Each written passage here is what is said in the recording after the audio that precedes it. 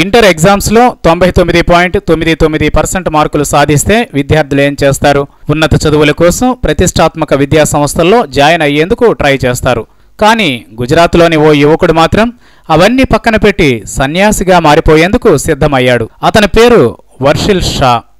17 ఏళ్ల ఈ నవ యువకుడు గుజరాత్ విద్యా బోర్డు నిర్వహించిన పరీక్షల్లో 99.99% స్కోర్ చేశాడు. అయితే కాలేజీ లైఫ్కు దూరంగా సూరత్లో జైన్ మంక్గా దీక్ష తీసుకునేందుకు రెడీ అయ్యాడు. కళ్యాణ్ రత్న విజయ్ సూరి మహారాజ్ అనే జైన్ మంక్ వల్ల ప్రభావితమైన వర్షిల్ షా ఈ నిర్ణయానికి వచ్చినట్లు తెలుస్తోంది. షా తండ్రి ఇన్కమ్ ట్యాక్స్ ఆఫీసర్గా పనిచేస్తూ ఉంటే తల్లి హౌస్ వైఫ్. తల్లిదండ్రులిద్దరికీ మతపరమైన విశ్వాసాలు మెండుగా ఉండడం కూడా షాపై బాగా ప్రభావం చూపించాయట.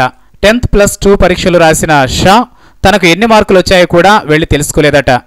మరో విశేషం ఏంటంటే కరెంటు ఉత్పత్తి చేసే ప్రక్రియలో అనేక జలజీవులు చనిపోతాయని, అందుకు కరెంటు వాడకాన్ని కూడా ఇంట్లో చాలా పరిమితం చేసేసింది షా ఫ్యామిలీ.